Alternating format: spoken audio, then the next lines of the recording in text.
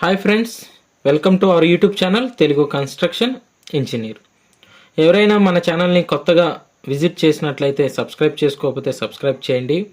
వీడియోని చివరి వరకు చూడండి. ఎవరైతే కొత్తగా ఇల్లు కట్టుకోవాలనుకుంటున్నారో, బడ్జెట్ ప్లానింగ్ చేసుకోవాలనుకుంటున్నారో వాళ్ళ కోసం ఈ వీడియో అయితే చాలా యూస్ఫుల్గా ఉంటుంది. వీడియోని చివరి వరకు చూడండి. వీడియో నచ్చితేనే లైక్ చేయండి. మీకు ఏదైనా డౌట్ ఉంటే కింద కామెంట్ బాక్స్లో కామెంట్ చేయండి. ఇప్పుడు మనం వీడియోలోకి వెళ్ళిపోదాం. 2025 సంవత్సరంలో మనం ఇల్లు కట్టాలి అంటే ప్రజెంట్ రేట్లు అనేది ఏ విధంగా ఉంది. సో ఈ వీడియో మీకు ఒక అవగాహన కోసం మాత్రమే. సో ఈ వీడియోని స్కిప్ చేయకుండా చివరి వరకు చూడండి. మనం జనరల్గా ఇల్లు కట్టాలి అంటే మనం మెటీరియల్స్ వాడాలి. అదేవిధంగా మనము కూలీల ద్వారా హౌస్ని అనేది కట్టించాలి. సో మనము 2 రకాలుగా డివైడ్ చేసుకుంటే, ఒకటి మెటీరియల్, ఇంకొకటి లేబర్ కాస్ట్. సో ఫస్ట్ మెటీరియల్కి వచ్చేసరికి మనకి ఏమేమి ఉంటాయి అనేది ఒకసారి చూద్దాం.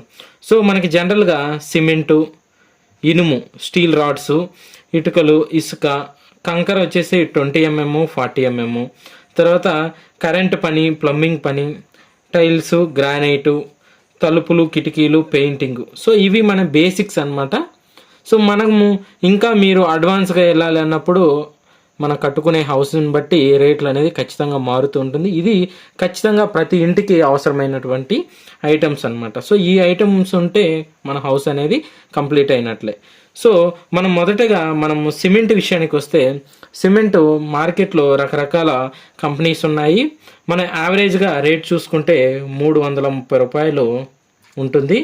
సో మనం ఇప్పుడు కట్టబోయే హౌస్ వచ్చేసి ఏదనుకుంటున్నామంటే 1000 SFT. సో ఈ 1000 SFT ఉన్నటువంటి హౌస్ని కన్స్ట్రక్షన్ చేయాలి అంటే మనకి ఎన్ని బ్యాగ్స్ అవసరం అవుతాయంటే 550 బ్యాగులు. సో ఒక బ్యాగు ధర మనం ఎంత అనుకుంటున్నాము? 330 రూపాయలు. సో ఈ 330 రూపాయలు వేస్తే మనకి 1,81,500 రూపాయలు అనేది సిమెంట్ ఖర్చు అవుతుంది. అదేవిధంగా ఐరన్ వచ్చేసి మీరు కింద నుంచి pillars, footings, slab, lintels, beams ఇవన్నీ వేసారంటే 4000 కేజీలు అంటే 4 టన్నులు అవసరం అవుతుంది. ఒక కేజీ 72 రూపాయలు వేసుకున్న మనకి 2,88,000 మనకు అవుతుంది. తర్వాత ఇటుకలు. సో ఇటుకలు అనేది మనము 20,000 అని ఇక్కడ రాసాము. 20,000 ఇటుకలు అవసరం అవుతుంది. 20,000 అంటే ఒక ట్రాక్టర్కి 2,000 ఇటుక వస్తుంది. 10 ట్రాక్టర్లు అనేది వస్తుంది. సో ఇటుకలు 20,000 అనేది మనం ఎలా చెప్పగలము? అక్కడ ఉన్నటువంటి ప్లాన్ బట్టి మనం డిసైడ్ చేయొచ్చు. కానీ యావరేజ్గా 20,000 అనేది ఖచ్చితంగా అవసరం అవుతుంది. సో 20,000 ఒక ఇటుక వచ్చేసి 8 రూపాయలు మార్కెట్లో ఉంది. సో దానికి 1,60,000 ఏంది? ఓన్లీ ఒక ఇటుకలు కొనుగోలు మాత్రమే. తర్వాత ఇసుక. సో మనం లోకల్ ఇసుక వాడుకోవచ్చు, అదేవిధంగా రివర్ శాండ్ని వాడుకోవచ్చు. సో లోకల్ ఇసుక బాగుంది అంటే పర్లేదు, లేదంటే రివర్ శాండ్ని ప్రిఫర్ చేయండి.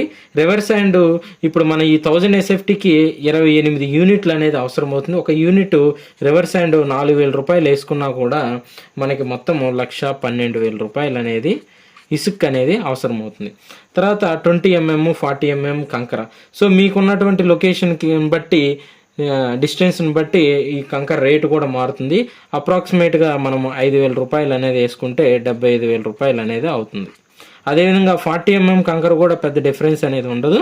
సో 5,000 రూపాయలు వేసుకున్నా కూడా 30,000 రూపాయలు అనేది 20 mm, 40 mmకి రేట్స్ ఇవి. తర్వాత కరెంటు పని, ప్లంబింగ్ పని. సో మనము కరెంటు పని అని మనం ఈ రెండింటిని కానీ చూసుకుంటే, ప్లంబింగ్, కరెంటు సామాగ్రి, ఇక్కడ ఏంటంటే మనము లేబర్ రేట్స్ అనేది చెప్పట్లేదు, ఓన్లీ మెటీరియల్స్ వరకే.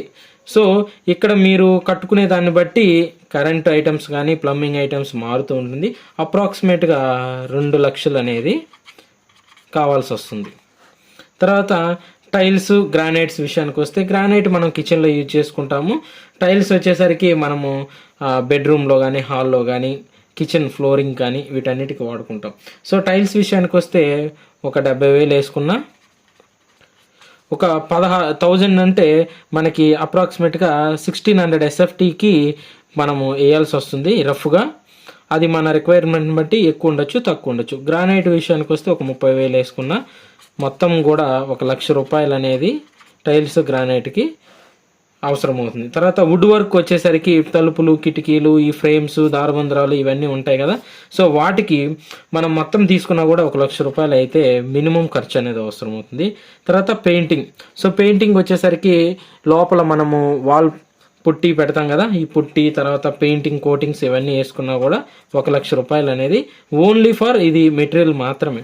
తర్వాత ఇతరములు అంటే మనం ట్రాన్స్పోర్ట్ కాస్ట్ కావచ్చు, ఈ మెటీరియల్ అన్ని తీసుకురావడానికి రఫ్గా వేసుకున్న ఒక 25,000 రూపాయలు అయితే ఖచ్చితంగా అవసరం అవుతుంది. సో మనం దీన్ని మొత్తం కూడా మనం క్యాలిక్యులేట్ కానీ చేసినట్లయితే మనకు అప్రాక్సిమేట్గా మనకి ఎంత వస్తుందంటే 13.5 లక్షల నుంచి 14 లక్షలు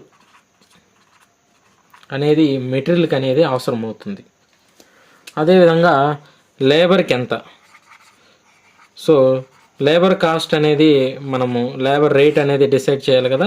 సో ఈ లేబర్ రేట్ అనేది మనం ఎక్కడెక్కడ యూజ్ చేస్తామంటే ఈ కన్స్ట్రక్షన్ అనేది కింది నుంచి పై దాకా కట్టుబడి ప్లాస్టింగ్ కట్టడానికి, తర్వాత రాడ్ బెండింగు, సెంటరింగు, ఈ ఐటమ్స్ అన్నీ చూసుకోవడానికి లేబర్ కాస్ట్ ఉంటుంది. తర్వాత ఇక్కడ కరెంటు పనిని బిగించేదానికి, ప్లంబింగ్ వర్క్ చేయించడానికి, టైల్స్ వేసే మేస్త్రికి, తలుపులు కిటికీలు బిగించే పని చేసే అతనికి, పెయింటింగ్ వేసే లేబర్కి, వీటన్నిటికి కూడా ఇవన్నీ కూడా కలుపుకుంటే లేబర్ ఐటమ్స్ మొత్తం కూడా మనం కలుపుకుంటే మనకి అప్రాక్సిమేట్గా 7.5 లక్షల నుంచి 8.5 లక్షల వరకు